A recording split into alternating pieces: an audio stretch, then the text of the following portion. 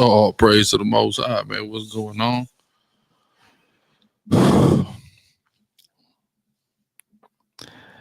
What's going on? We live. Happy to be live. Happy to be here talking with y'all tonight. We got, a relatively serious topic though. Dealing with the true agenda behind Kendrick Lamar's whacked out mural. This is the second mural that was been whacked out, defaced, vandalized. So we're going to be talking about that. And we're going to be really analyzing the implications and some possible agendas that are definitely at play in this situation. We're going to be diving deep off into that. So lock in. We finna ride. Before we get into that, definitely want to plug GORRILLA.com. That's URBNGRLA.com. Listen. Usually Mondays when I go live, I do promo code Monday. I got something even better for y'all. This week, I'm running promo code Monday all the way till midnight on January 2nd. And here's why. Technically, right now, it is December 24th. We know the world, they celebrating Christmas Eve. We keep the commandments of God. We keep the traditions and the culture of the ancient Israelites. We ain't doing that, right? We celebrate Hanukkah. Now, our calendar here is SICARRI. We celebrated Hanukkah last month. Other Israelite groups celebrated last month. But the majority are celebrating starting tonight. So in order and honor of giving Hanukkah gifts to the rest of the nation, and then also carrying this, not just in a Hanukkah, but we got Haitian Independence Day next week on January 1st. We celebrate that. So I'm carrying us all the way through. Promo code money is good from now all the way to midnight on January the 2nd. Get on over to urbangrla.com, that's URBNGRLA.com, to get the best in Hebrew streetwear, smell goods, and supplements. I'm telling you, we got it all. We got over 500 individual unique items for men, women, and children for you to choose from. And we got a discount Monday. It's good for all items and orders until January the 2nd.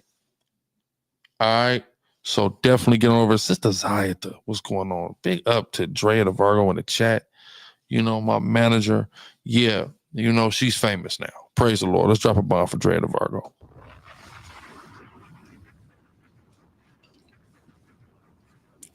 Drop a bomb for Drea the Virgo. Right? So yeah, man, we got the Dollar Rich collection. We got the smell goods. Of course, now we got all the various Jerusalems. We got the silverback supplements, the Gorilla Pill, the Endure Pill. They come in handy. Trust me, I've been taking them. Brothers around me have been taking them. They've been very effective. The Gorilla Pill, just like an all-around men's health pill, gives you a nice, good energy throughout your day. Helps your vitality, your blood flow, your bone strength, all of that. It's good for all of that. The Endure Pill is a good natural stress reliever. Dead Sea Detox comes straight from the Holy Land, man. It's good for your skin, good for your scalp. Of course, we got all the tribal items, tribe of Judah, tribe of Benjamin, etc., from the babies all the way to the grown men, Brotherhood Over Breakdown shirts. We got the puffer jackets, man. Listen, we got what you need, urbangrla.com, that's URBNGRLA.com. Again, promo code Monday good until January the 2nd, right? Get you a discount on all items and orders, I promise you. And I got some stuff, listen, I'm working on some stuff right now. Some new things that I plan on Lord willing dropping before the end of this promo code that you definitely going to want to take advantage of. On top of the over 500 items we already have at the store. Trust me, y'all. Y'all go listen. I got some stuff coming, some designs I'm presently working on that y'all are going to love. So yeah, urbangrla.com. Listen. Like Rob told y'all, double tap, like the video. Like the video, thumb up the video, double tap the screen to like the video. Outside of this, there's so many things going on, so many things I need to plug, but I ain't gonna overplug y'all today. Should I go to YouTube? I really should go to IG. Now that I think about it, should go to IG. Who Instagram was it on? Hold on. I think LA Hood Media, where I seen it at. I think LA Hood Media.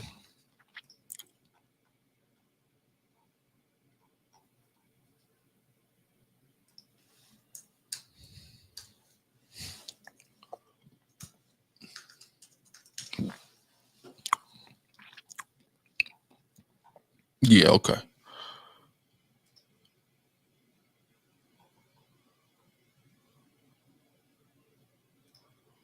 Yeah, okay. Smooth.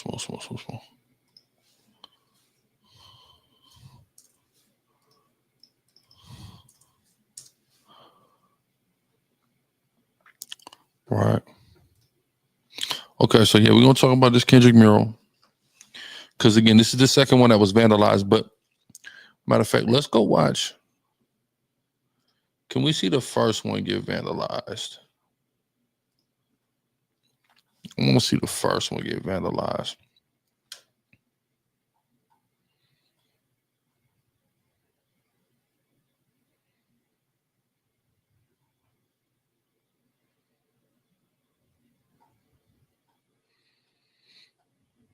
And it was a little while back though. Now that I think about it, right? Might have been a lot of posts since then. Because it definitely was way before the Gen X album came out, because he got the song Whacked Out Mural. Right. Let's take a look.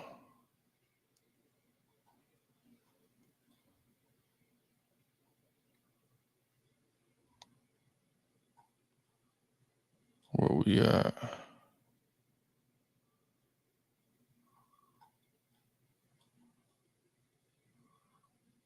This is World Series, so that's the end of October.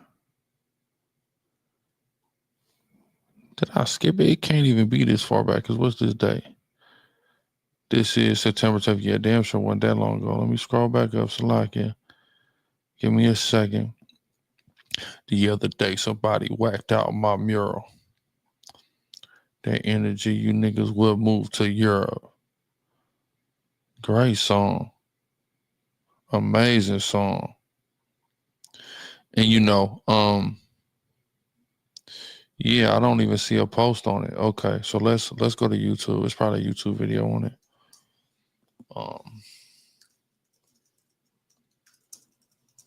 Mural vandalized, defamed, defaced,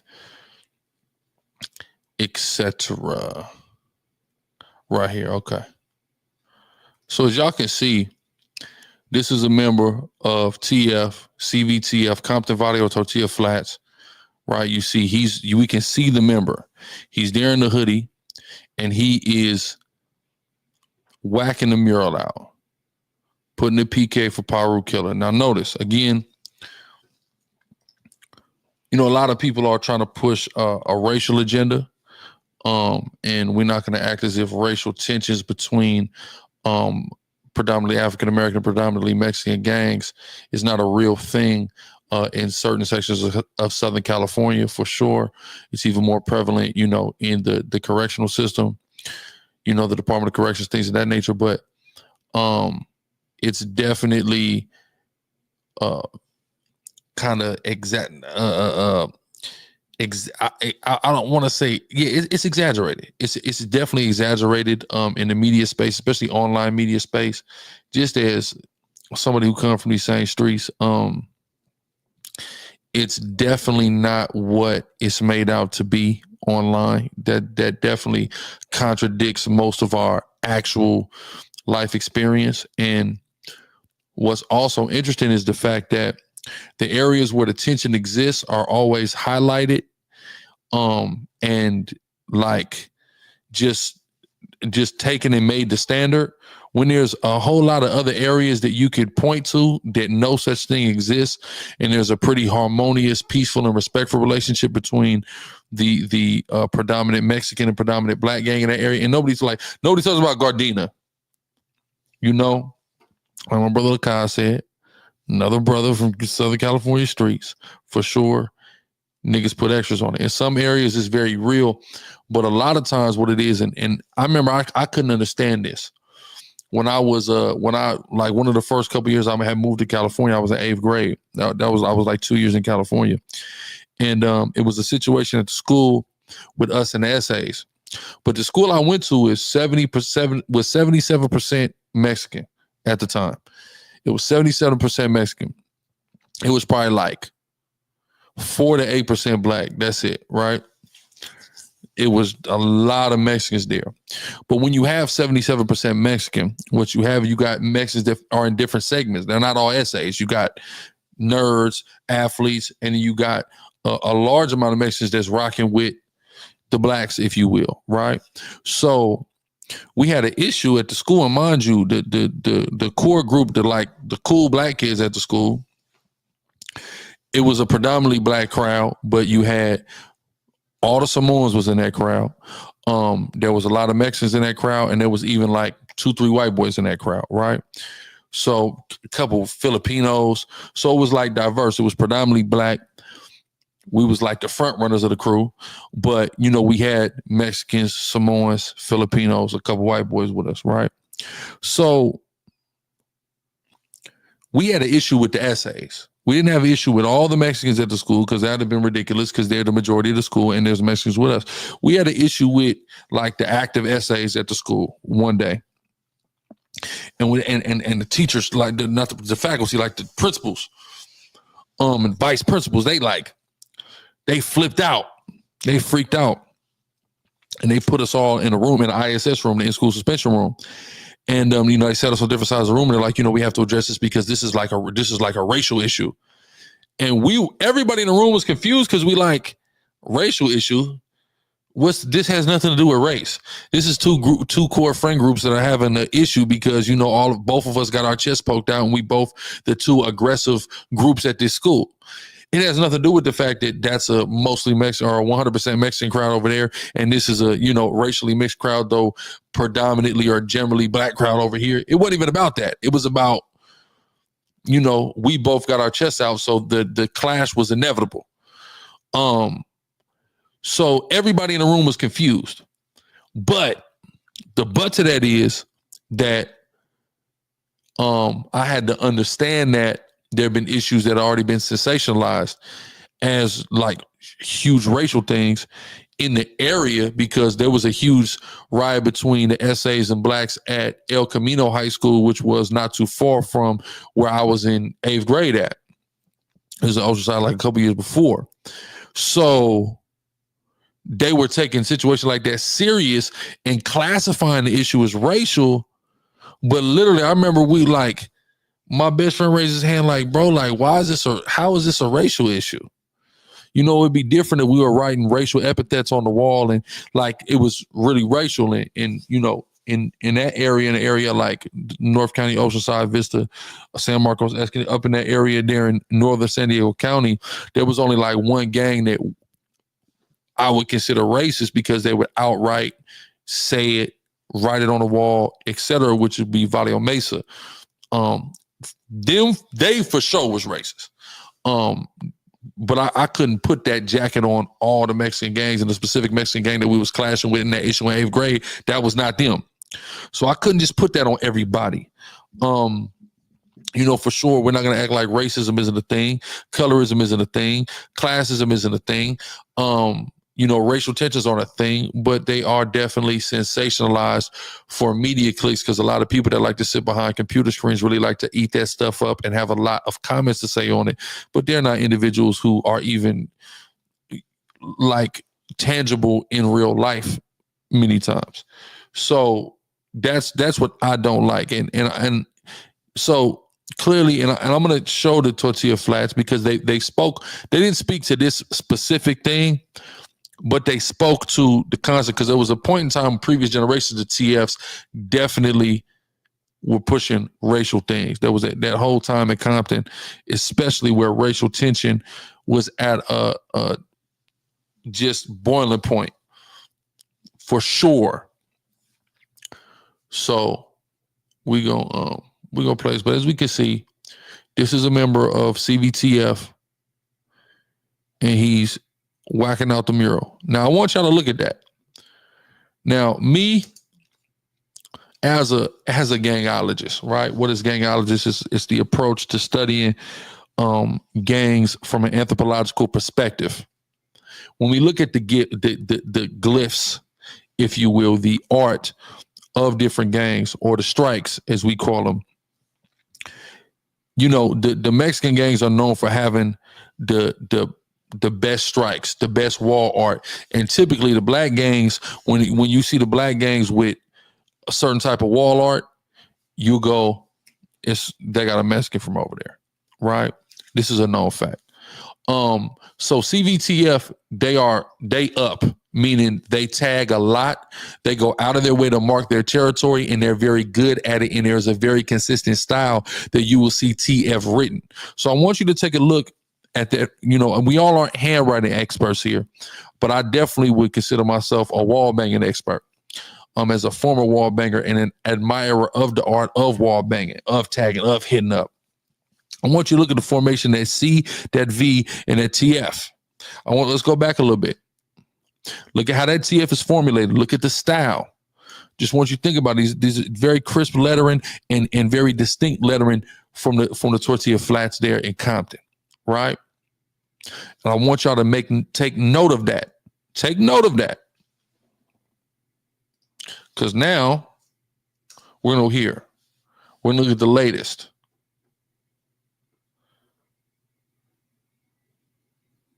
So that's the old one, right? That's the old one.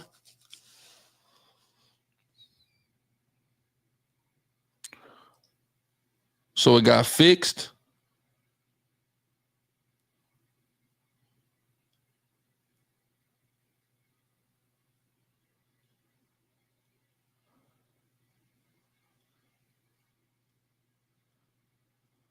Right, and there's this baby blue stuff. It's light blue coloring. Okay. That's that last time. But now look at the one with the MLK crossed out. Now look at how that CVTF looks. And then look at the MLK cross out. So I want y'all to compare the formation of those letters there versus the ones here. Because these guys are very, very consistent in the way they write. Look at that TF. Even the X, you got to understand when you hitting up on that wall, there's a way you got to even do that whack out, that X. So look how he writes this right here, CVTF. Boom. Look at that C. You see how he carries the bottom of that C over? You see where he starts that F at? Okay, cool. Look at that. Totally inconsistent. That looks like anybody with a spray paint can just go CVTF. Very easily formulated, all that, and that X that's whacked out Martin Luther King. Right? So DJ West B, and initially I ate it up too. Then I saw the brother DJ West B's comment that says, bro, this is clearly the police, because real niggas ain't moving like this, right? Because whacking out Martin Luther King is like, I understand whacking out Kendrick Lamar, right? He's affiliated with the WESTSIDE PIRUs. CVTF is very clear they are against all PIRUs. They want to kill all PIRUs. But MLK is far. That's like sacred. It's sacred to America, especially Black America, but America treats MLK like he's sacred, right? So I'm like, damn. So this guy says that's CVTF gang BS. Okay. Those not niggas, so it's not the police. And yes, the Mexicans move like that. That's what he said. He comes to get flats, but you keep trying to deflect. People are saying that. But there's some people, that's a fact. It might be on point. Yeah, but the police is known for tagging enemies' territory. They're known for that. And I said, that's a good point, because TF strikes be clean AF compared to what's on the MLK mural. We can't sleep. We know that Los Angeles Sheriff's Department loves to stir the pot for overtime. That's a fact. It's a fact, right?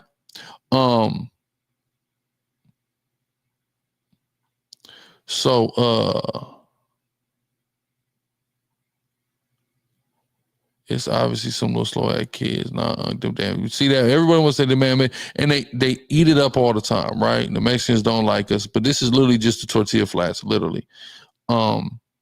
Because damn near all these gangs in Compton got Mexican membership. Show more replies, because I came. I think someone replied to me. He said, facts. We know they make money off of crime. They need the pot stirred, right? They need the pot stirred. And then this guy, this fool, he said Kendrick keeps showing them love because he has, you know, on the song about the Wacked Out murals, he has the Mexican lady on there, right? The mariachi singer. He says Mexican keeps showing them love and they keep showing they hate. SMH, jealousy is weak, spooky, embarrassing, hilarious, which a Mexican said on his album, that was on his album, which is Lefty Gunplay, right? Okay, cool. I said, he's showing Mexicans love, not the Compton, VARRIO, Tortilla Flats. Niggas keep making gang shit represent a whole race, mixing politics. And you see what people are coming saying, 100, right? 100. And we have to stop looking at the acts of one criminal organization that definitely doesn't represent a race and then taking that and superimposing that on a whole race of people. That just doesn't make sense. It doesn't make any sense. So like this brother said, what? He said, is it a false flag? I said, yes. And they actually do this, right? They do this and they're known for doing this in the Los Angeles area. Number one, Compton is known for having the most corrupt police agency in LA, which is the Compton Sheriffs. Super corrupt. Plenty of them have went to jail for their corruption, for many things that they've done against Black and brown people, for sure. I want to go here first. There's one story that's in mind, right? Watch this. Kev Mack, Space Ghost. So there's a story about Kev Mack and Big Space, yes, right here. Big Space Ghost at Manchester Park, right? So I need y'all to understand what's going on here. Kev Mack is from Rolling 60 Neighborhood Crip. Space Ghost is from Rolling 90 Neighborhood Crip. Now understand, their Rolling 90s were initially 90 Hoovers. There was a set of Hoovers. Some things transpired with them in the 107s, and it led to the 90s no longer being Hoovers. They started a new gang called 90 West Coast. They end up linking up with the 90 gangsters and becoming the Rolling 90s Neighborhood Crips, right? And that transformation happened, you know, progressively throughout the 80s. So in 92, there was a big peace treaty, right? And now the neighborhoods was invited by the Hoovers, by my G homies, to Manchester Park. Manchester Park is also known as the Hoover Park. It's like the Hoover headquarters, the Hoover capital, and things of that nature.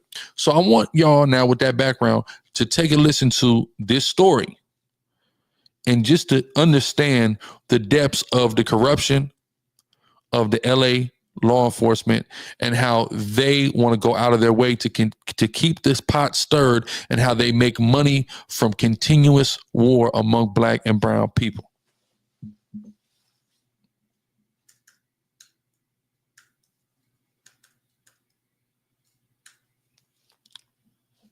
And I just got my pockets tore up. I just got broke. I'm talking about broke. Greyhound, so quiet, dark, man. It was, you could feel something in the atmosphere. We all talked about it. We don't know what's going on, but something's going on. Feel like it might be the end of the world or some shit. Like you're not seeing no traffic downtown. The homeless people aren't really there. Like where are they at? Where did they go? And so I tried to use the phone. Couldn't use the payphone. All the phone calls was busy signals. So I couldn't call moms. And I'm walking down at Bell Sales. So I just dropped this shit. It's like, I'm tight at this time. They would always come to our hood stealing shit. That was like the end thing for a couple days. 60 and 90 was super tight at this time. They would always come to our hood and we would always go to functions together. The craziest thing to me about 1992 is you got this era of gang members that were the end thing, that were really putting in the work, really fucking up LA. But then you had the dudes a few years older that were still in the street and still had some say-so. And then you had the guys younger, that next generation that was really kicking up dust, really making a name for themselves and helping further advance the name of different hoods. And so you got these three generations of real dudes, of real gang members, of real shooters, and real grimy, jump over gates, drive-by shooting niggas. This is like the end of the Jerry Curl era, end of the perm era. Like we're venturing off into a new era in America. There's still mass incarceration, so you got a lot of dudes in prison, but you also got a lot of dudes getting ready to parole in the next year or two. I had this light blue Cutlass, right? You already know it had Dayton's on it, right? The talk around town was the Watts Peace Treaty, the Peace Treaty in the Pueblos, South Park got cracking, and peace treaty between sets like the 60s, the Hoovers, the A-Tray gangsters, and so on. Not every gang participated, not every member participated. But this particular day, we were supposed to meet up with the Hoovers at Manchester Park. And Space Ghost from 9-0 is with me. Ghost is this big old black nigga, and he loved to squabble. Ghost's favorite saying is on 9-0, like, and he says it in a different tone than anybody else. On 9-0, on 9-0. And we're gonna go up to Manchester Park, but we're not with the homies. The homies ain't with us. It's just me and Space Ghost. And so we roll by Manchester Park and we see a bunch of Hoovers in the park, almost like they're shaded. They're not trying to be seen. So it looked real peculiar, like, you don't really want to mess with them dudes right now, right? So we're waiting on Slip Rock and a caravan of homies to show up. And so I just ride around. I'm going through Hoover Hood. It's real empty. It's real quiet, real silent. And Space Ghost say, fuck that. Let's go up to Manchester Park. I'm driving and I look over at Ghost and Ghost like, nigga on 9-0, let's go back up to the park. So we double back to Manchester Park. We pull in the parking lot and there's no cars in the parking lot. And the Hoovers then got a little bit deeper. They at the other end of the park. Ghost was known as this legendary street fighter. And he's an ex-member of the 9-0 Hoover Crip gang. And I pull up thinking we just gonna wait. We're gonna hold up. We're gonna wait on the homies. And Space Ghost jump out the car. So I said, where you going? He said, I'm going up in there with them fools. I'm like, man, you crazy. I'm like, well, I'm not gonna let you go up in there by yourself till I get out the car and I'm walking behind Ghost. I mean, I'm really walking behind him. We're not walking side by side. I'm walking behind him. If a hell of bullets come, nigga, they gonna hit you before they hit me and you gonna be my shield for me to get off. Kev, man, crazy. But big up Kev, man. Make sure you tap in his channels, both the live channel and his main channel, the Blue channel, man. They got a lot of in-depth Crip and Blood history. If you really want to understand the formulation of Crips and Bloods in LA, this is your source right here. I would especially recommend the interviews with King Baba Louie, AC Moses, and Hawk from 107 Block, Big Miz, Barefoot Pookie, of course, Nugget as well from Raymond. I definitely would recommend all of those to understand a lot of the early formulative stages of Crippin' in LA. Ghost gets and Blood to talking about, man, these niggas know me. I know these niggas. They don't want none. I'm like, what you mean they don't want none? It's just us. He like, man, I done squabbled a lot of these dudes. These dudes know me. So I don't know if it was his voice or they recognized them ain't homies.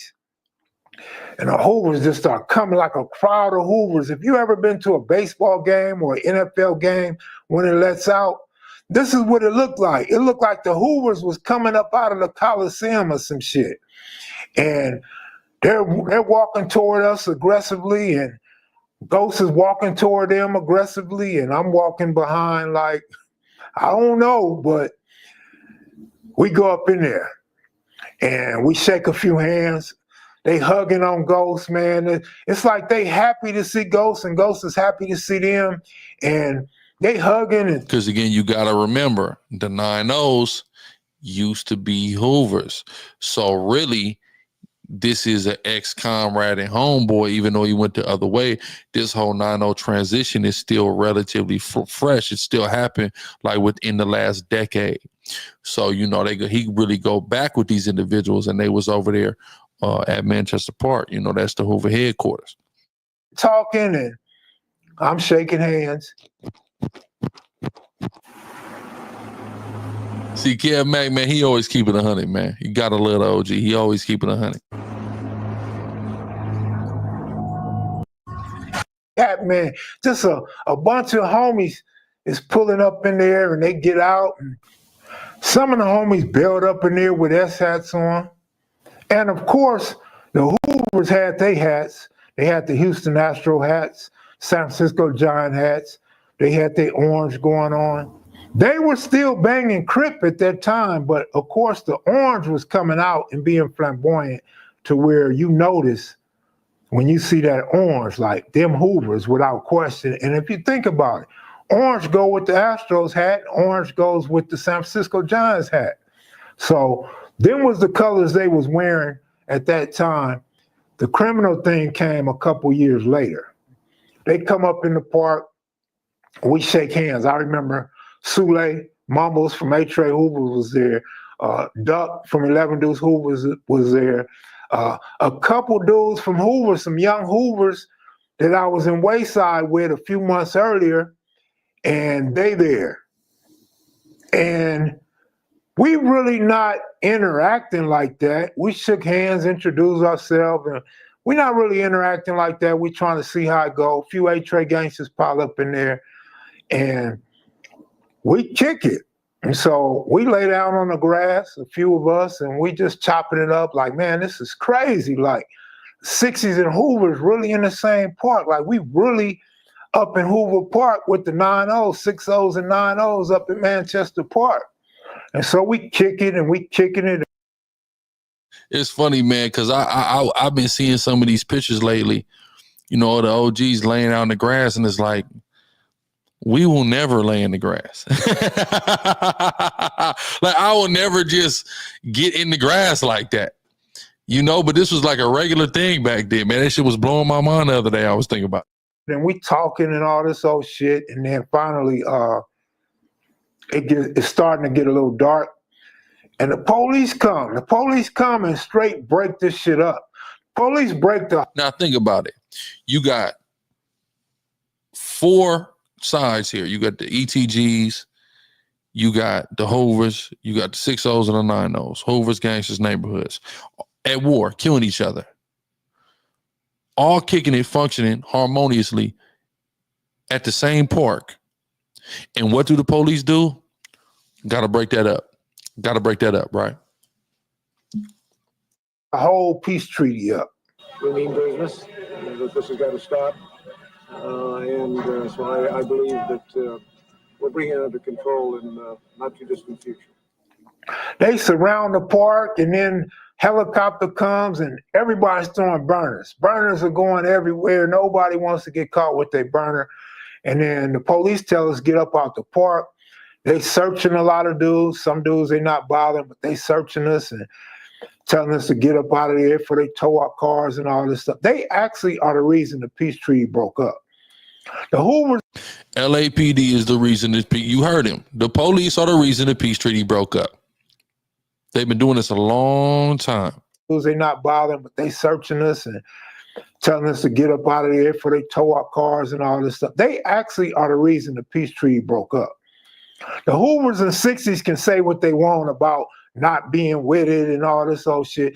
That's not why it broke up. Later that night, there was a lot of shootings throughout the city. So of course, each gang blamed their rivals, and there was different ambushes throughout the city. And so the treaty wasn't really gonna work in LA like it did in Watts or in the Pueblos. You know, they had basically their own thing. And we used to go to Watts. We used to go to all the different projects, Nickerson Gardens, PJ Watts, Jordan Downs, Pueblos. We even went to Compton with the Palm and Oaks and everybody over that way. So we weren't getting around. We were functioning because there were so many pretty women and different things going on. You could get some money and you could party, and it was just fun during that era. Wasn't nothing else to do. It was like the city was shut down, basically. That's how it felt. And you know how black folks was back then. You want to party, so everybody was trying to get their party in, find them a girl, find them a new place to hustle, find new connections, and just enjoy the 92 atmosphere with all the smog and the smoke and the aftermath of the Rodney King verdicts. During the midst of all this, the homies got blamed for a lot of incidents with rivals. And so it just wasn't going to work. It wasn't going to work with us or them or anybody else in the South Central area on the west side. Now, the east side, they did their own thing. Watts, Compton, they continued to do them. But the nucleus of the west side of Ayala, man, Tawada, man, all praise. South Central, it wasn't going to work like that because you had the Inglewood family, the H-Ray gangsters, you had the Hoovers, the 60s, the Jungles, and we didn't have our shit together like some of the other people. Now, I want y'all to know what he just said, right? And I'm going to just give y'all a little bit of, I got a little bit of, you know, just to give y'all the background. When he says the nucleus of the west side of South Central, essentially, niggas can like this or not, but that's the movers and shakers of damn near the whole LA County. And what I mean is because they're representing the largest alliances. You got the neighborhoods, you got the gangsters, you got the Hoovers, and then you got the IFs and the BPSs, which are major factors on the blood side. So if you can keep the disorder on the west side, then it's going to inevitably trickle through damn near the whole city, right? The only areas that aren't really affected by those politics would be Compton and Watts, right? But outside of that, pretty much the rest of LA County, you got gangsters and you got neighborhoods there, right? And that's pretty much the demographic everybody damn near fall up under, you know, one or the other.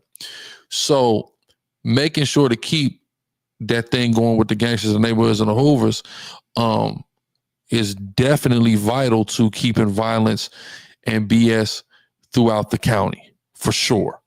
Right. And we talking about whoever's riding up to Manchester Park, well, that's that 7-7 division, you know, they're known for being dirty. It just is, all the LA law enforcement, frankly, is known for being dirty. But, you know, when you deal with the Compton sheriffs, you deal with that 7-7 division, you know, Rampart and motherfuckers like that, like those are like the most corrupt of the corrupt, right? So from the 20s to Inglewood, it was a whole different vibe. Like we probably got 2 or 3 days rest at most. And that was the extent of that. We let the police come in and break that shit up.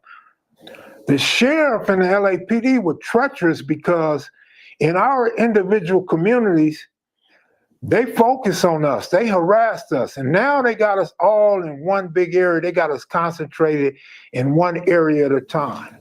That was right up their alley because they could sweat us coming in, they could sweat us leaving, they could surround us and make us disperse.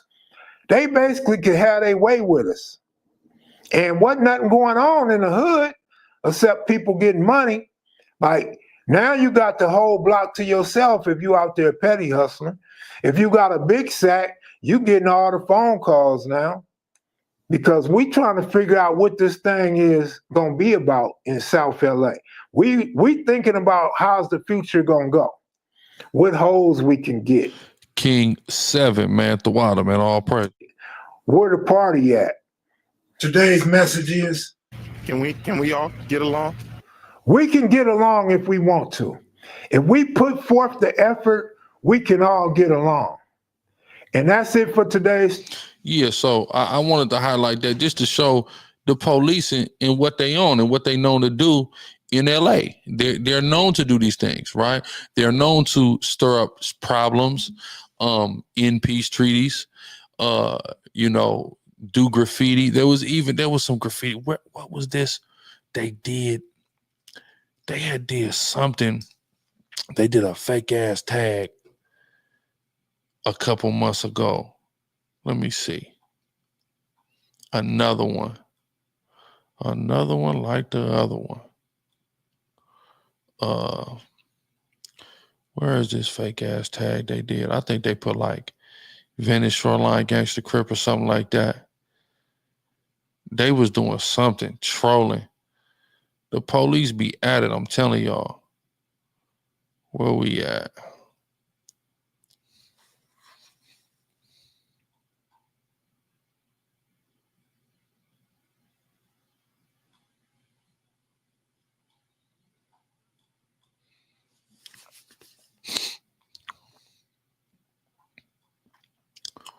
Where we at?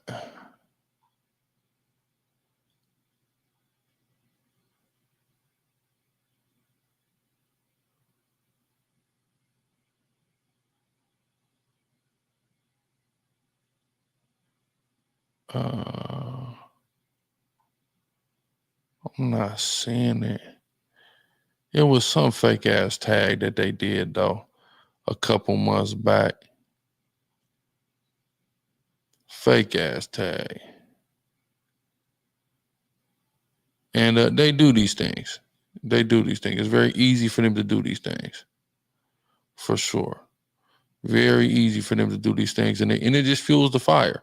If there's already a fire burning, let's fuel that fire.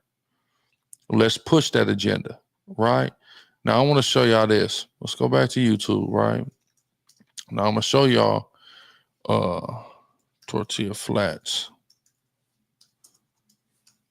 There's a Tortilla Flats hood vlog that's fire. Is it the Valley Club one? Or is it, because I think Valley Club did 2. I think it's this one, the Real MVP. Shout out to the Real MVP. He do good work. This one you're gonna see, like, they're dead serious, but I just want to show y'all for the purpose really of their tagging style. See, look at this.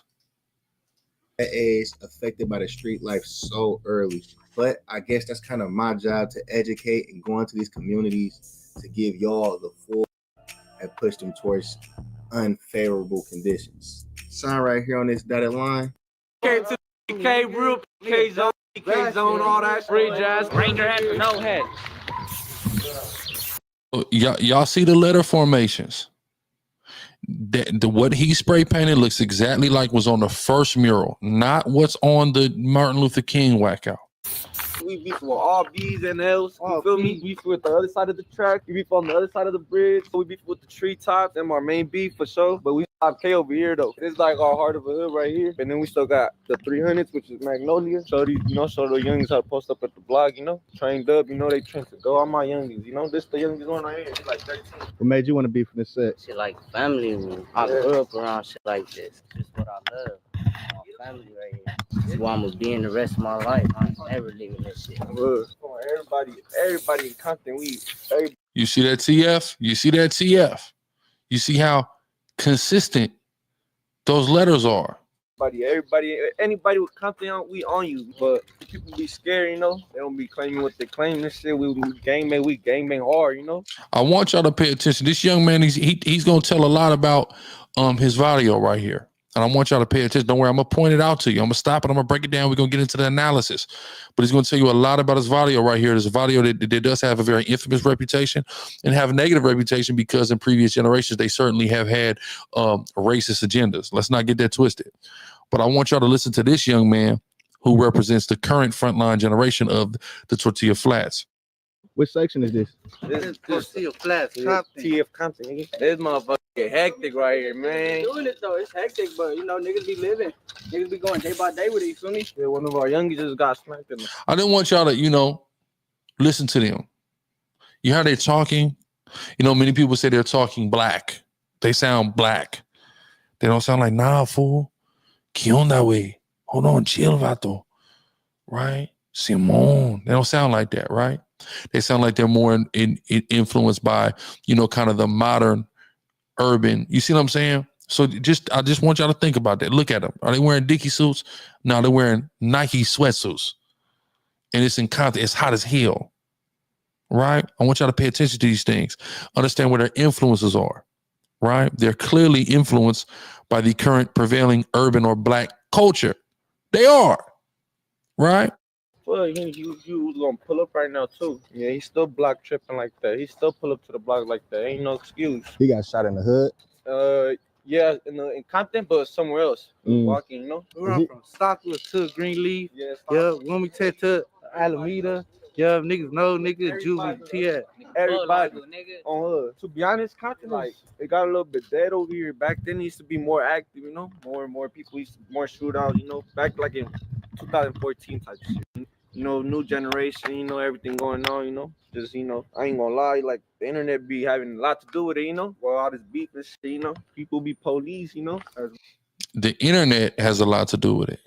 The internet has a lot to do with the beef. Interesting. Well, too, free my nigga Dope Boy. Y'all definitely feel like the internet play a lot of role into this shit. Nah, yeah, it do for sure, cause then that's what pumps everything up, How old are you? Me, I'm 19. 19. Yeah. So he's saying the internet pumps everything up. So now if the police go and defame a Mural and credit them, they're hoping that the PIRUs get pumped up and it pumps up the beef between the two sides. And there's more crime, there's more shootings, there's more violence in Compton, which leads to more LA sheriff's man hours. Yeah, 19. Been from the gang since 15. What drew me in? Shit. Like he said, family, And, everybody treated me like family, all my boys out, this is my brother right here, this is my partner in crime. Couldn't know, shit. He just said, what? Listen what he just said. I want you to think about it. We already heard him say nigga, right? And they're using it, a term of endearment amongst each other like a regular word, the same way, the black side use it. But watch this. What drew me in? Shit. Like he said, family, And, everybody treated me like family, all my boys out, this is my brother right here, this is my partner in crime. Couldn't know, shit happened, Like he said, this is my brother right here, this is my partner in crime. Could know. I'm telling you, the new essay is just a Crip. They're just a Mexican Crip, I promise you. So the sensationalized racial agenda that a lot of them it's being put on a lot of them, the one that's frontlining right now is basically just a Crip. Nigga, cuz you see how he dressing, you see how they operate, you see they ain't whacking the C out. They saying they all PK, they all BK. They ain't what they got Crip enemies, still don't get it twisted, but their focus is anti-blood. But he said, hey, this my brother right here, cuz no. So what I'm saying is these young niggas that's frontlining right now for CVTF, I'm not seeing a racist agenda from them. One more time. Shit. Like he said, family, everybody treated me like family, all my boys out, this is my brother right here, this is my partner in crime. Couldn't know, shit happened, Like all these Southside hoods. Couldn't know. Now this right here, this is the most telling part, one of the most telling parts of this whole hood vlog. Listen close. Family, everybody treated me like family, all my boys out, this is my brother right here, this is my partner in crime. Couldn't know, shit happened, Like all these Southside hoods be scared of beef it too, like they be calling in, like we really just go at it mostly with all the black hoods. So what he just said is the reason why we're going out with the black hoods is because the other Mexicans are scared of us. He said the other Mexican gangs, they don't even want to beef with us. So we are out here hungry looking to beef. This is why we're beefing with the black gangs, because the CVTF have such an infamous reputation and MO when it comes to the war. The other Southside hoods, they're waving a white flag. We try to go at it with the black hoods, but we got the Largos. They got both races going on over there. We got both races too, but they not here right now. They like. What did he just say? He said we have both race. So he just acknowledged, well, we got black members. And then he said the Compton VARRIO Largos, they got black members. Locked up. So like I know you say you go at it with all the black hoods. Me being from NorCal, I always think of LA as more racial. But I never, when I've been down here, they be like, some be like, it's not really like that no more. Would you say that it's still somewhat racial out here? Or yeah, in the West Side for sure. Like if we like not really how you be used to, like back then, our homie, like our old generation, they used to be pressing that, Black K, whatever, So he just said it. He said our old generation, they was pressing that. That's the old generation. That's not them. Out here, or yeah, in the West Side for sure. Like if we like not really how you be used to, like back then, our homie, like our old generation, they used to be pressing that, Black K, whatever, like they used to be racist, like that made it harder for us, we got to be for everybody now, He just said it. He said our older generation was on that and they made it hard for us because we had to inherit beef. We're not turning it down, but we're not pushing a racial agenda here. That's not what we doing, right? Because we pretty much pressing that blank, because with all the business. Like King Seven just said, he said they need an op, so they pick the most worthy opponent, not because of they skin. And this is the thing too, because you gotta think about it. I know this mentality when I was out there, like there has to be an enemy. There's got to be opposition. If we gang banging, we got to be banging on somebody. Who is it that we're banging on? And then if all the other Mexican gangs want to wave the white flag, well, then what's going to happen, right? You know? Mm-hmm. And a lot of people, you know, used to, what y'all that Corvette? Oh, no, that's us. Yeah, that's the other homie right here in the health. Much we pressing that. Now, look, see, Artfully United mural for 10 or 29. I believe that this is the same thing that was on the same style, the same artist for the Kendrick mural. So we see how they have already defaced some of his other work, but we see how, again, look at how that looks. That does not look like the CVTF writing on that Martin Luther King mural. Blank, you know, with all the business, you know? Mm-hmm. And a lot of people, you know. See, look, TF over the mural, but it don't look the same as the one by the Martin Luther King one. Used to, what y'all that Corvette? Oh, no, that's us. Yeah, that's the other homie right here in the health cat. But that shit with it done. That shit looks happy. Hey, someone to the line up there. Come door, nigga. Like Elm is main, like it's a busy street, you know. Yeah, so this is good. Check the rest of this out. This is a real good hood vlog, and they tagging like the whole time. They got boy tagging all the whole time. We see how they strikes are. It don't look like what's on there. Now I'm gonna show y'all one more, and this is the Valley Club. Shout out to Big Cactus from Valley Club. No, like niggas know not to come around here. We surrounded by all PIRUs, like all hoods, like we just right in the middle of the Compton. This is what I got put on here. This set. Okay. This is what I got put on. Whoever chipping on the hood, nigga, get it on the set. Everywhere you go, a squabble. Hell yeah, everywhere. But I mean, it's regular. You get. So you see these guys right here. This is like these guys are even younger than the guys we just was looking at, right? Even younger than the ones we just was looking at, right? So bad. Okay, right here. NK rumors. Watch this. You guys like fat boys. You don't really anybody. Is that true or is that? Yeah, like that's what I was getting at. Like the only reason like they really think because NK, because like we were surrounded by all by black hoods and we beef with them. Okay. So we only beef for all Bloods and PIRUs and some kids in the area of Compton. Okay. We beef with all Bloods and PIRUs and some Crips. So he just clarified it right there. Brother UCLA said, shout out to the G13. Definitely shout out to the Gardena Classics, man. Shout out to my brother from G13. Always tapped into the content, coming into this truth and learning our true history of Black, Hispanic, and Native Americans. Big up to him. Because there's some blacks from the set too. He just said, what? Listen clear. Listen clear. All by black hoods and we beef with them. Okay. So we only beef for all Bloods and PIRUs and some kids in the area of Compton. Okay. Because there's some blacks from the set too. So we got my nigga Kills from the hood. My nigga Doughboy. Yeah. So they're naming multiple black members. Multiple black members. Smarter than most, man. Man, listen. You gotta forgive. I gotta shout out my Gardena Classics, man. I don't know what happened. I hate that happened to you. But I done been jumped. I done forgave that VARRIO. My nigga Doughboy. Oh, that's crazy. So for people at home, you actually have blacks who are part of the set. Yeah. That's crazy. So for everyone in the comments, like, what are you doing there? They're NK. It's like, nah. Whoever chipping on the hood, nigga, get it on the set. Like, Regular. It's like anybody, like Regular. they need it, like. What are some of the?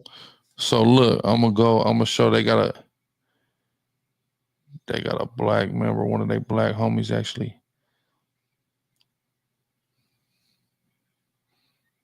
pull up.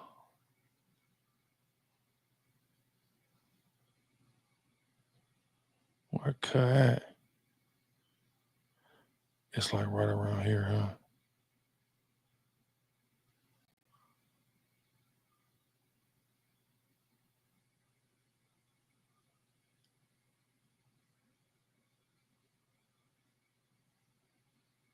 So the G13s jump you because you was black. Why don't they jump the paybacks in the shotguns?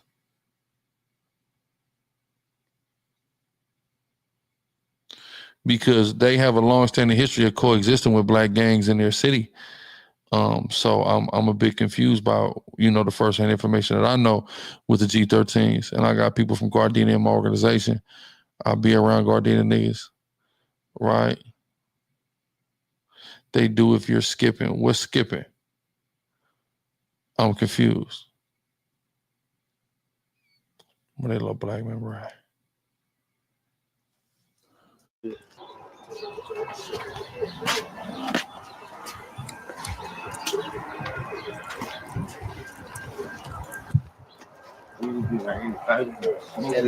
Cases.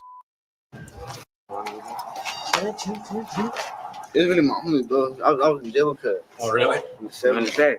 That's how you guys met? No. Oh, Like we already knew each other. Like, but we were doing jail together. You said slipping. Okay. And he's really my boy. I used to always run. My son. I was always one of these. Hey, you don't have this nigga. When he was locked up, I was with him. When they was both locked up. Yeah, the one in the SICARRI, he black.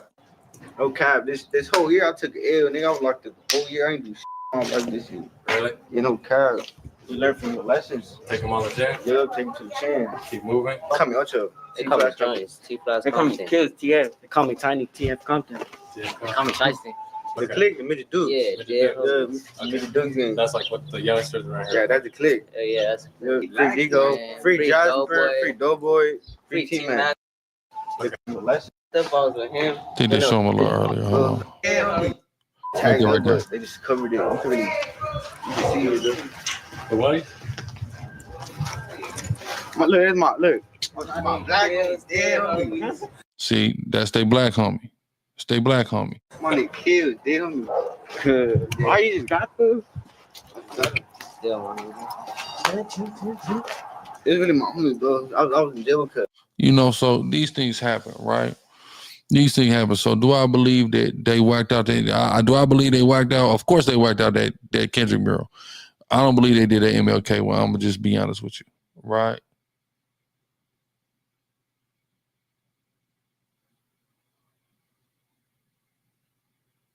All praise is smarter than most. Now I got you. They always autocorrect like girl like that, so I already know. Shout out smarter than most, right?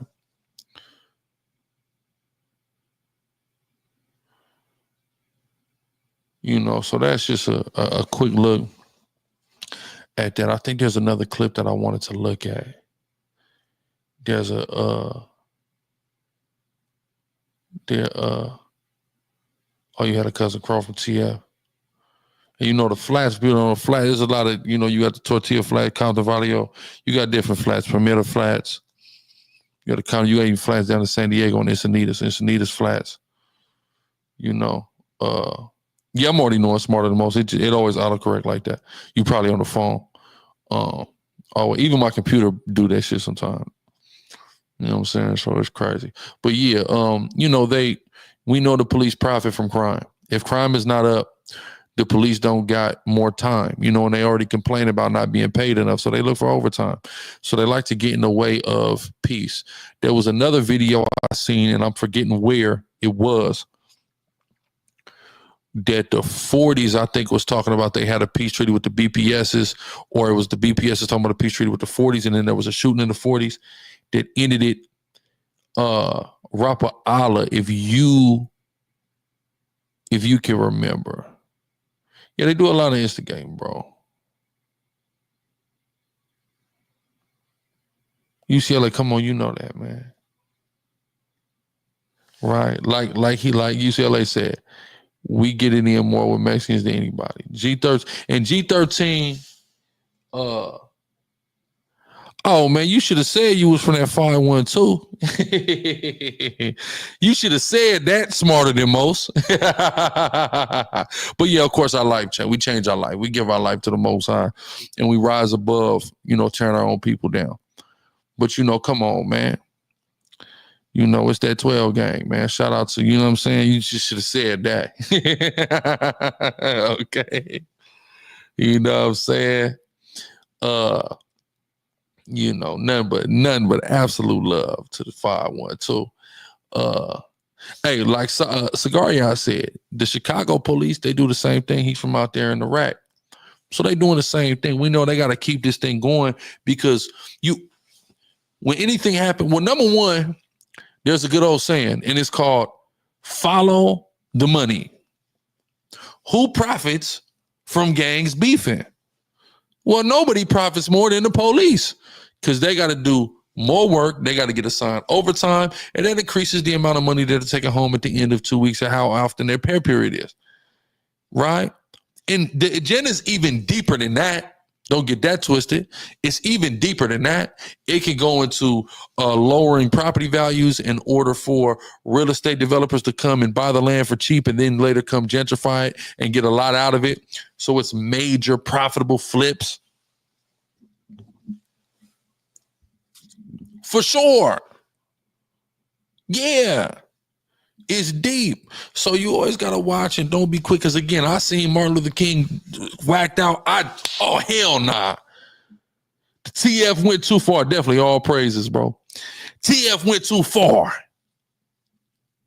Leave Martin out of this. He's sacred. Right? But then I seen that comment. I said, man, let me take another look at that. Nah, that wasn't CVTF. They strikes is too clean.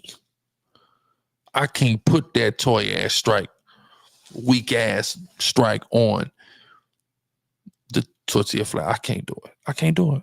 I just can't do it. So it just made me think and then understand. Yeah, let's take it to another level. Okay, all praises smarter than most. All praises, man. I'm just glad to be a service, man, especially, to anybody, but, it's always special, to be a service to the homies, man, for sure, for sure. So, I just had to take a deeper look, and I want everybody to analyze it. Racial tension, though, is real. Don't get that twisted. The scriptures say, between the two kingdoms, that the Most High would break the brotherhood, right? He would break the brotherhood. It's what somebody, let me show y'all something real quick. Let me show y'all something real quick. So watch this. Beauty and bands, right? So look at this. Look at this.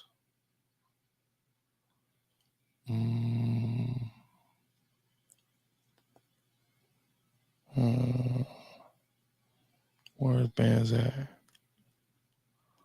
So much about not feeling that boom. So being kind of something was broken in that day in the portfolio. Boom. Yeah. Zechariah 11:14, it says, then I cut asunder my other staff, even bands, that I might break the brotherhood between Judah and Israel. So the prophet Zechariah, when he broke that staff, that was it symbolized the breaking of the brotherhood between the two kingdoms, the northern and the southern kingdom.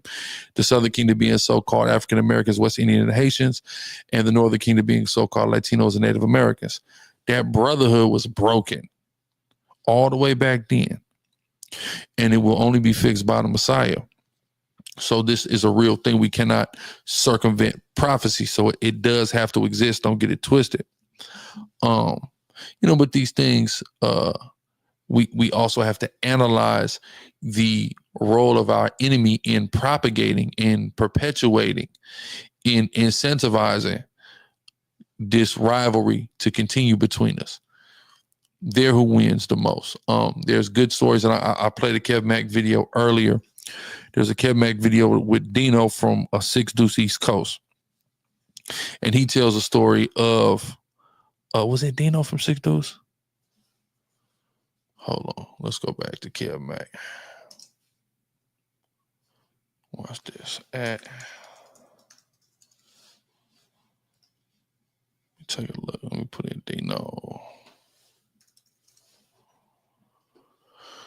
I think, matter of fact. There we go. Dino, man. 6 Deuce East Coast.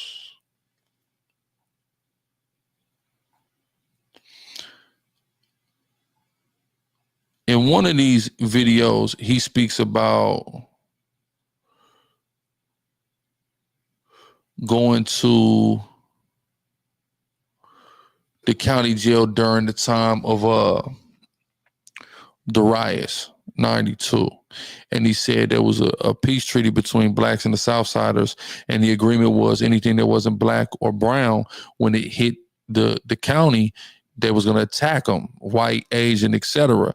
And they said, man, they had the white boys jumping the fence, taking their chances with the barbed wire. check out Dino's series of interviews. Another one, of course, he has a series of interview with this man, Lil Doc Thon. Lil Doc Thon, also from East Coast. I think from 6'9" East Coast, if I'm not mistaken. Yeah, 6'9" neighborhood East Coast. So Lil Doc Thon was actually instrumental in brokering the peace treaty for the East Coasters and the F-13s. It came, of course, from prison, from the F-13s, and then, you know, Lil Doc Thon rather, was instrumental in brokering that. And that is literally the bloodiest black and brown war that existed in LA. And it wasn't simply, right? Are you 48? Okay, all praises, bro. All praises. Listen, that's a beautiful thing, bro. It's a beautiful thing. Lil Doc Thon, you know, and what started that, and if y'all was, you know, people who was in the streets in them early 2000s when that thing kicked off, you know, I remember niggas saying, man, Mexican Mafia put out a hit on anything, any black man in a white tee. I remember like the shockwave. Put a one in the chat if you remember the shockwaves that sent through the streets of Southern California. Shockwaves. I was in San Diego County and I got that word. Had niggas saying that was when white tees was hot. It was almost Rapper Allah. Niggas almost didn't believe. I'm like, man, niggas hit them for how many bricks? I don't know, 70 bricks. Ran off on the plug.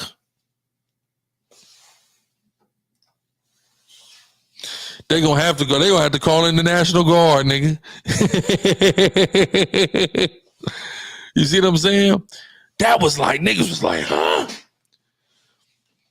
It was a lot of bricks going, 100 bricks, 70 bricks. I heard all kind of numbers. So that's what the beef was over. They was getting money together and then, you know, they wasn't.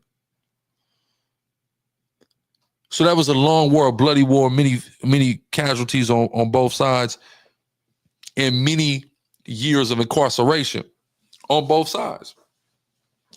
And all praise to the Most High, somebody sought to end that and it was brokered and the beef was ended. All praise to the Most High. Lil Doc Thon was instrumental. He was in prison in times past for a case that the feds double back, hit him with a RICO and booked him for. And he's currently locked up. You think they locked him up just because of good police work? Or did they go and get old crimes and put him who had made peace in his community between black and brown? Or do you think that they punished him for making that peace by doubling back on him and giving him RICO for a case that he already beat in state? There's an agenda. Don't read into propaganda. Don't read into sensationalization, sensationalism. We understand that there are powers that be that have been a part of our oppression for quite some time, and they have their tentacles in everything. So ask yourself very critical questions, Black and Hispanic man. Ask yourself very critical questions, right? I remember some of my Crip homies asked me if my homies was tripping like that. Yeah, because that whole thing, it just, boom, like you said, Bobo. That's the veterano from F-13 that, you know, said, hey, we gotta have peace with the East Coasters. That was a very serious rivalry. You know, and people want to talk about it on the internet who wasn't nowhere near it, had nothing to do with it on the whole other side of the country. I don't want to hear none of that.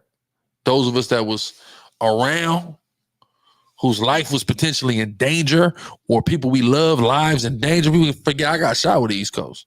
Even though they're traditionally our rivals, I have people I got love for from the ECC, right? You know, not to mention my nigga about that 1200. I had a partner, man, from that 1200 block East Coast out there in the Riverside. My nigga, you know, the homie, his older brother, you know, was one of my came up under me, you know, banging the setup under me or whatnot. I was living off 77th and Central when all the killings were going on with the F-13 and the ECC. I knew we were on both sides. So I would Walk to the store. Yeah, you had to. Because you already know you over there, boom, and you just Mexican. They going, oh, got one.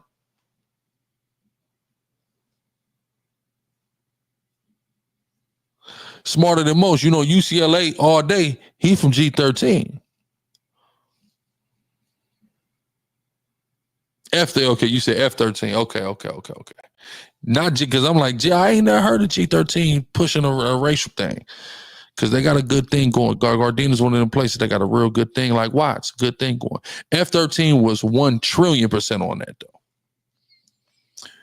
We know that, right? He said there were a lot of white tees that turned red over that because the black and brown evil in the late 90s to present, not as much as the late 90s in 2015. You know, let me tell you something, though. Yeah, that late 90s, and people sleep on them 2000s, bro.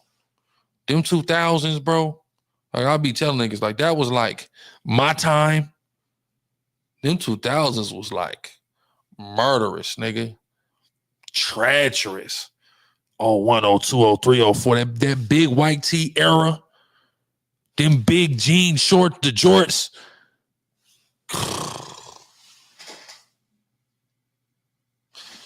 Niggas was getting knocked down. In that, in a 5X tall tee era.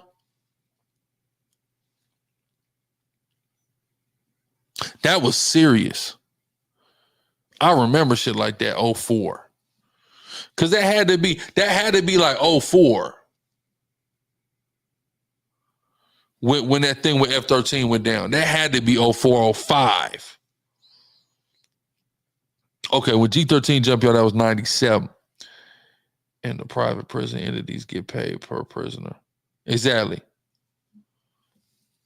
So went all around.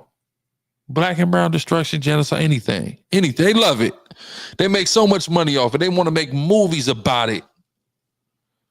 You know? I was in Crenshaw High when that came out. You're right. Yeah, that was like right there, 03, 04. Had to be. I remember vivid. You know? What you was over there. See, this was 97. I don't know it was over there in 97. Yeah, I know like over there, I think, what's it like, a McDonald's over there, Chevron, Speedy Cash. Stop me if I'm lying. UCLA or smarter. My homie, my RIP from 11A AGC used to live over there too. From Abilene. That's who I would hang with because we were living in the enemy hood. Plus the racial thing was going on. That shit was horrible. Yeah. That was a horrible time, bro. That was a horrible time. And our culture is deadly. It's not a lifestyle, it's a death style. It's a death style. She said Cambodian. What about the Cambodians? What about the Cambodians, sis? Lord in Christ. MS-13 is vicious over here in Langley Park, DC. Yeah, I heard y'all got the MSs. I heard y'all got the MSs out there in that DMV area. Right? Cambodian Crips in Northern in one apartment. Oh. Yeah, the Cambodia. See the Cambodians up there in the Bay. Yeah, okay. Yeah, for sure. And the Polynesians out there banging. They most are banging the Bay than the blacks. Blacks just, you know, they turf.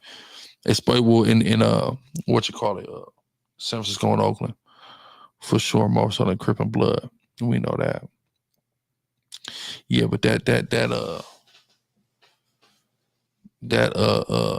what I'm saying,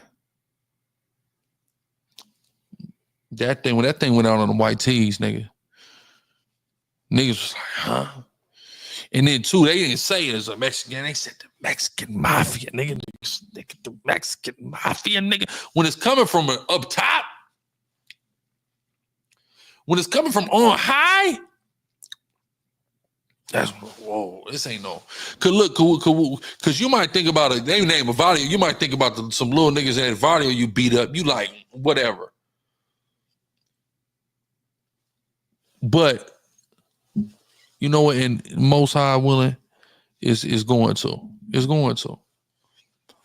You might some little niggas for the VARRIO or whatever with them. We whip their ass, whatever. But when you hear the Mexican mafia, you like, now that's something they don't play. They're not little Joker, baby Joker, fool. That's not who that is. These are serious guys. These are murderous guys. You can't play with them.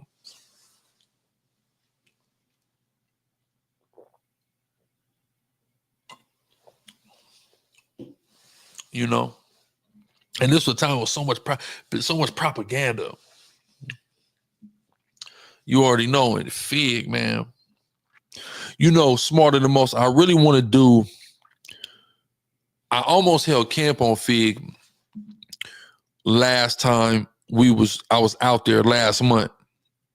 I really wanted to, but I couldn't figure out a effective way. I know we could have just regularly set up and that'd have been fine, but I feel like, you know, the hoes weren't going to talk to us. And then, of course, the homies probably weren't going to talk to us because they're not going to want to stand on the block, you know, and just be there talking to us, not paying attention, things of that nature. So I'm like, I don't, you know, I'm brainstorming. I'm going to talk to a few homies about the most effective way to get this done. If we got to go in a park or something like that, that may be a little better just to give it a little bit more covert and, you know, help us reach that way. But I definitely want to reach our sisters that are out there, you know, selling their bodies for nothing as well. So we may just say F it and do it. We may just say F it and do it. But I just want to do it in the most effective way, you know. I want to definitely reach people, and I know a lot of hoes, they're not gonna want to, like, just from that, in that way, they're not gonna want to, you see what I'm saying? So, you know, but it's definitely something I want to do it, man. I want to do, and it looks like I'll be back that way within the next month and a half or 2 months. You know, exactly. The homies on the lookout. So it's like, you know, we want everything to be effective and safe. We know the angels are gonna encamp, but we also know that, you know, I'm also sensitive to the fact that the best thing for a nigga to do who's active is not to be standing on the street, just standing there, back to the street, you know, whatever. So if you be the will of the Lord, we'll be able to get that enterprise. He said, if you could do a camp on FIGG, I'm pulling up. My homies from Denver Lane, I know would love to hear some of the truth. And yeah, you know, we got Denver Lanes in the camp too. So, you know, that's the beautiful thing. Okay, for sure. I'll definitely let you know. That's the beautiful thing about, you know, this camp and this truth. We got a lot of enemies that are together. We got neighborhoods, gangsters, DLBs, PIRU. We got everything, SAs, NORTENOS together. So it's a beautiful thing, and I thank and I praise the Most High that He's allowed me to build something that can bring so many different sides together. As far as that goes, man. So you know, all praise to the Most High, man. All praise to the Most High. But this is just what I want to go into. I do want to remind y'all again, promo code Monday is active on urbangrla.com, and it will be active all the way until January the 2nd at midnight. So you can use it on all items and orders. There's over 500 pieces of clothes. We got the supplements. We got the smell goods, man. We got it all in our shopping mall. So definitely get over to urbngrla.com. Again, promo code Monday. It's going to be good till January the 2nd. Consider it a Hanukkah gift and a Haitian Independence Day gift for me to you. Much love to all y'all and all praises to the Most High. I'm signing out. Shalom.